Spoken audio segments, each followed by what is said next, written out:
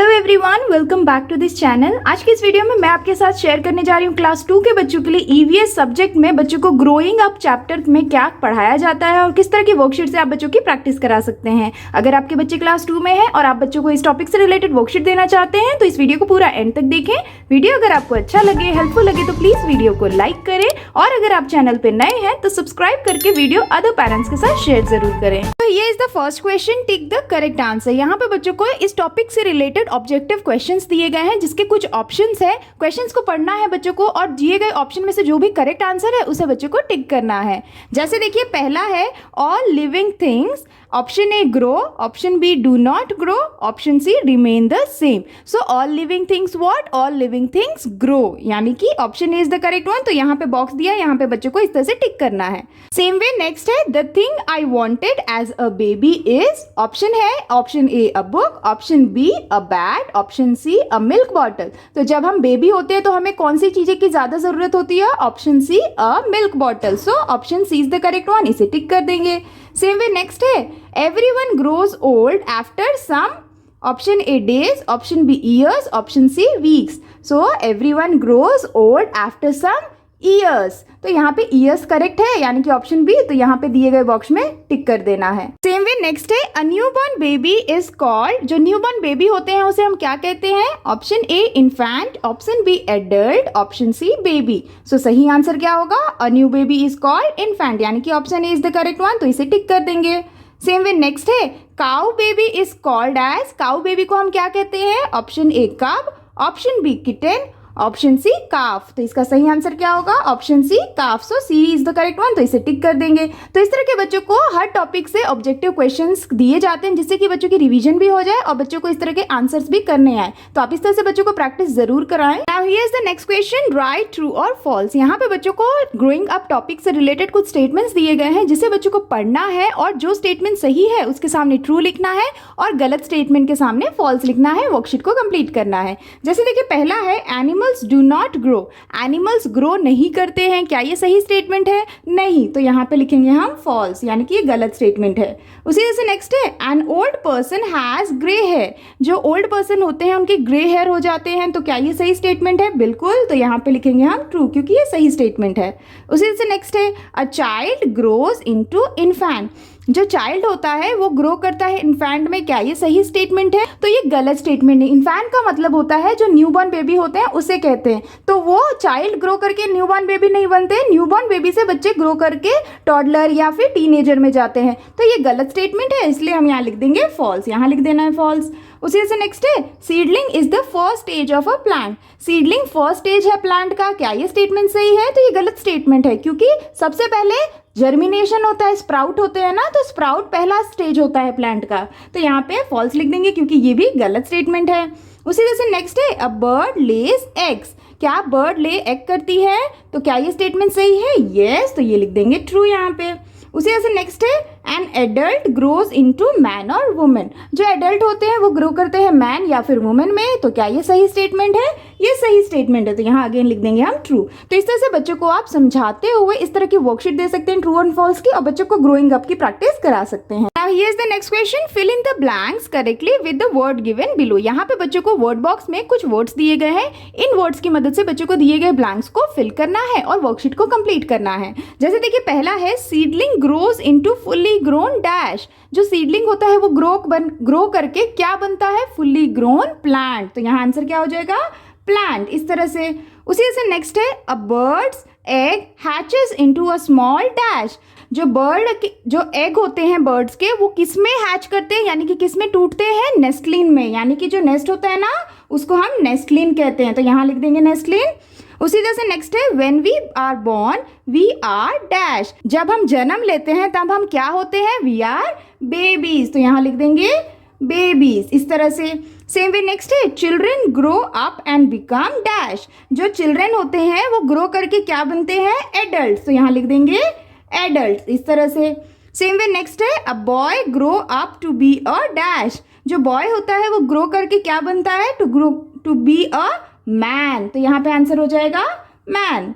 Same way next है after many dash everybody grows old, यानी कि कुछ समय बाद हर कोई बूढ़ा हो जाता है। तो यहाँ पे क्या आएगा, मेनी ईयर्स, यानी कि कुछ सालों बाद हर कोई ग्रो करके बूढ़ा हो जाता है। तो इस तरह से बच्चों को आप समझाते हुए इस तरह के फिलिंग द ब्लैंक्स देते हुए भी बच्चों की प्रैक्टिस करा सकते हैं। Here is the next question, match the animals with their babies. यहाँ पे बच्चों को एक साइड में कुछ एनिमल्स के नेम दिए गए हैं और अदर साइड में बच्चों को बेबीज के नेम दिए गए हैं।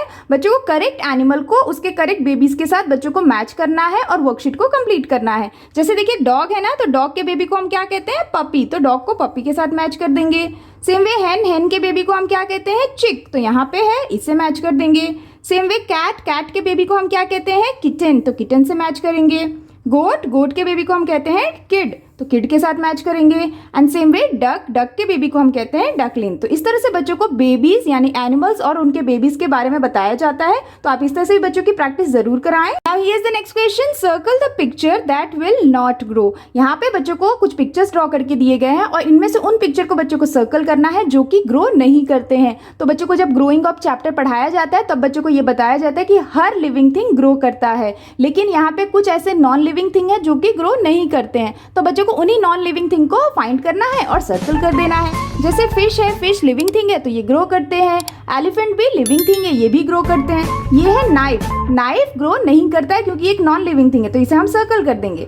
सेम वे यहाँ पे क्या है, सन, तो सन भी नॉन लिविंग थिंग है ना, ये कभी भी ग्रो नहीं करता, बड़ा छोटा नहीं होता, वो सेम रहता है, तो सन भी ग्रो नहीं करता, इसीलिए इसे हम सर्कल कर देंगे। नेक्स्ट है बुक भी ग्रो नहीं करता है, साथ ही ये नॉन लिविंग थिंग है तो इसे भी हम सर्कल कर देंगे। ये क्या है, ये है डकलिन, तो डकलिन ग्रो करते हैं, लिविंग थिंग है तो इसे हम सर्कल नहीं करेंगे। ये प्लांट है, ये भी ग्रो करता है, लिविंग थिंग है। ये क्या है, ये है की, तो की क्या है, नॉन लिविंग थिंग है तो इसे भी सर्कल कर देंगे, ये भी ग्रो नहीं करता है। साथ ही है ये चेयर भी नॉन लिविंग थिंग है और ये ग्रो नहीं करता है। तो इस तरह से आप बच्चों को कौन से ऐसे थिंग्स हैं जो ग्रो करते हैं और कौन सी ऐसी थिंग्स हैं जो ग्रो नहीं करते हैं, इस तरह से बच्चों को आप पिक्चर के थ्रू समझा सकते हैं। इस तरह की वर्कशीट देके बच्चों की बहुत आसानी से प्रैक्टिस करा सकते हैं। Now here is the next question, circle the correct answer. यहाँ पे बच्चों को कुछ स्टेटमेंट्स दिए गए हैं, हर स्टेटमेंट में बच्चों को 2 ऑप्शंस दिए गए हैं। बच्चों को करेक्ट आंसर को सर्कल करना है जो उस स्टेटमेंट्स के साथ करेक्टली फिट हो। जैसे देखिए यहाँ पे पहला है ऑल लिविंग और नॉन लिविंग थिंग्स ग्रोस, तो यहाँ पे स्टेटमेंट के बेसिस पे इन दोनों ऑप्शन में से कौन सा करेक्ट होगा, so all living thing grows होता है, तो लिविंग को हम सर्कल कर देंगे। उसी तरह से नेक्स्ट है young of animals become big और स्मॉल एनिमल्स। जो एनिमल यंग ऑफ एनिमल्स होते हैं यानी कि जो एनिमल के बच्चे होते हैं वो क्या बनते हैं, बड़े एनिमल बनते हैं या छोटे एनिमल बनते हैं, तो वो बड़े एनिमल यानी कि बिग एनिमल बनते हैं। बच्चे से वो बड़े बनते हैं ना, तो बिग होगा, इसलिए बिग को सर्कल करना है। उसी से नेक्स्ट है a young person becomes infant और ओल्ड। जो यंग पर्सन होता है वो क्या बनता है, इन्फेंट या फिर ओल्ड, तो ओल्ड बनता है ना, बड़ा होके फिर वो बूढ़ा होता है, तो old is the correct one, तो इसे सर्कल करेंगे। सेम वे नेक्स्ट है अ चाइल्ड कैन नॉट और कैन वॉक। एक बच्चा वॉक कर सकता है या नहीं कर सकता है, सो अ चाइल्ड कैन वॉक, तो कैन को सर्कल कर देना है। सेम वे नेक्स्ट है एन ओल्ड और यंग पर्सन हैज रिंकल्स। के रिंकल्स होते हैं ओल्ड या यंग पर्सन के, तो जब हम बूढ़े हो जाते हैं तो हमें रिंकल्स आने लगते हैं, तो इसका सही आंसर होगा ओल्ड, यानी कि ओल्ड को सर्कल करना है। तो इस तरह से भी बच्चों को आप कुछ इस तरह के स्टेटमेंट्स और ऑप्शंस देते हुए बच्चों की ग्रोइंग अप की प्रैक्टिस करा सकते हैं। Now here is the next question, rearrange the jumbled letters to make a meaningful word. यहाँ पे बच्चों को टॉपिक से रिलेटेड कुछ वर्ड्स दिए गए हैं जिसके लेटर्स को बच्चों को जम्बल करके दिया गया है। बच्चों को इसे रीअरेंज करना है जिससे कि एक मीनिंगफुल वर्ड बने और उसे दिए गए जगह पे लिखना है। जैसे देखिए यहाँ पे जो ये वर्ड है इसके जो लेटर्स है इसे बच्चे को रीअरेंज करना है, तो अगर इसे हम रीअरेंज करेंगे तो ये क्या बन सकता है, ये हो जाएगा टॉडलर। तो टॉडलर का स्पेलिंग क्या होता है, TODDLER, टॉडलर। इस तरह से नेक्स्ट है यहाँ पे जो वर्ड है ये कौन सा वर्ड है, ये है एडल्ट, यानी कि ADULT, एडल्ट। इस तरह से अरेंज करना है। उसी से नेक्स्ट जो वर्ड है ये वर्ड अगर हम अरेंज करेंगे तो बनेगा चिक, CHICK, चिक। उसी से नेक्स्ट जो वर्ड है इसे अगर हम रीअरेंज करेंगे तो ये बनता है सीडलिंग, यानी SEEDLING। LING seedling. तो इस तरह से आप बच्चों को जो भी हार्ड वर्ड्स हैं उससे इस तरह की वर्कशीट से बच्चों को बहुत ही आसानी से स्पेलिंग्स भी लर्न करवा सकते हैं और बच्चों को इस तरह से बच्चों की आसानी से स्पेलिंग्स की प्रैक्टिस भी करवा सकते हैं। Now here is the next question, circle the odd one out. यहाँ पे बच्चों को कुछ सेट ऑफ वर्ड्स दिए गए हैं, हर सेट ऑफ वर्ड में से बच्चों को एक ऑड वन आउट वाले वर्ड को फाइंड करना है, उसे सर्कल करना है, यानी कि ऐसा वर्ड जो बाकी के 3 वर्ड के साथ मैच ना कर रहा हो या उस फैमिली का ना हो, उसे बच्चों को ढूंढना है। जैसे देखिए पहले सेट में जो वर्ड्स है वो है सीड, सीडलिंग, नेस्टलिंग, प्लांट। तो यहाँ पे ऑड वन आउट कैसे बच्चे पता कर सकते हैं? जैसे देखिए यहाँ पे सीड है, सीडलिंग है और प्लांट है। ये क्या है? ये ग्रोथ ऑफ यानी जो स्टेजेस ऑफ प्लांट होते हैं ना उससे रिलेटेड है। लेकिन नेस्टलिन क्या है? नेस्टलिन इस प्लांट के स्टेजेस से रिलेटेड नहीं है, इसलिए इसे ऑड वन आउट कहेंगे, तो इसे हम सर्कल कर देंगे। उसी से नेक्स्ट है बेबी, चाइल्ड, एडल्ट, अंकल। तो यहाँ पे बेबी, चाइल्ड और adult growing stage of a person है, लेकिन अंकल क्या है? अंकल रिलेशन है, तो ये ऑड वन आउट हो जाएगा, इसे हम सर्कल कर देंगे।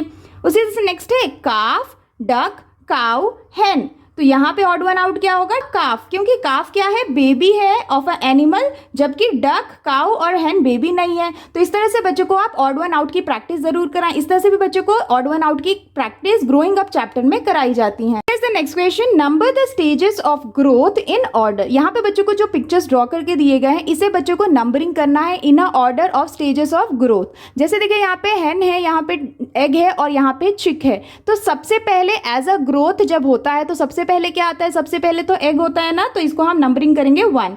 उसके बाद जब एग हैच होता है तो क्या बनता है? चिक, तो ये हो जाएगा 2 नंबर। और उसके बाद हैन बनती है, तो यानी कि ये 3rd होगा। तो इस तरह से बच्चों को नंबरिंग करना है। उसी से नेक्स्ट यहाँ पे एलिफेंट का ग्रोथ शो करना है। तो सबसे पहले बेबी एलिफेंट होता है, तो ये हो जाएगा नंबर 1। उसके बाद यंग एलिफेंट होता है, तो ये हो जाएगा 2। और उसके बाद this one is the 3rd stage of elephant, तो यहाँ पे लिख देंगे 3। तो इस तरह से भी बच्चों को पिक्चर्स के थ्रू स्टेजेस ऑफ ग्रोथ को ऑर्डरिंग करने के लिए दिया जाता है। आप इस तरह से बच्चों को प्रैक्टिस जरूर कराएं। Here is the next question, answer the following question. यहाँ पे बच्चों को कुछ क्वेश्चन आंसर्स दिए गए हैं ग्रोइंग अप चैप्टर से रिलेटेड, जिसे बच्चों को आंसर करना है। जैसे देखिए पहला है who is a newborn baby. A newborn baby कौन होता है? तो इसका आंसर क्या होगा? तो इसका आंसर हो जाएगा a newborn baby is a baby who is just born, यानी कि जो नवजात बच्चे होते हैं उसे हम न्यूबॉर्न बेबी कहते हैं। तो इस तरह से बच्चों को आंसर करना है। सेम वे नेक्स्ट है what do you mean by an infant. आप इन्फेंट से क्या समझते हैं? इसका आंसर क्या हो जाएगा? इसका आंसर हो जाएगा an infant means a newborn baby, यानी कि इन्फेंट का मतलब होता है न्यूबॉर्न बेबी। तो इस तरह से बच्चों को आंसर करना है। सेम वे नेक्स्ट है what does a plant grows into. जो प्लांट होता है वो किस में ग्रो करता है? तो इसका आंसर क्या हो जाएगा? तो इसका आंसर होगा a plant grows into a tree. तो इस तरह से बच्चों को इसका आंसर करना है। सेम वे नेक्स्ट क्वेश्चन है विच एनिमल डज अ कब ग्रोज इनटू। कौन सा एनिमल में ग्रो करता है एक कब? तो इसका आंसर क्या होगा? अ कब ग्रोज इनटू अ लायन। तो इस तरह से बच्चों को इसका आंसर करना है। तो इस तरह से भी बच्चों को आप क्वेश्चन आंसर जरूर दें, जिससे कि बच्चों की प्रैक्टिस हो पाए ग्रोइंग अप चैप्टर में। इस तरह से बच्चों को क्वेश्चन आंसर करने के लिए दिया जाता है। आप इस तरह से प्रैक्टिस जरूर कराएं। That's all for today's videos friends. I hope कि आपके बच्चों के लिए ये ग्रोइंग अप चैप्टर से रिलेटेड वर्कशीट बच्चों के लिए काफी हेल्पफुल रही होंगी। अगर आपको वीडियो अच्छा लगे और बच्चों के लिए ये वर्कशीट्स हेल्पफुल रही हो तो प्लीज वीडियो को लाइक करें। अगर आप चैनल पे नए हैं तो सब्सक्राइब करना ना भूलें। मिलती हूँ आपसे नेक्स्ट वर्कशीट के साथ, तब तक के लिए take care and bye bye.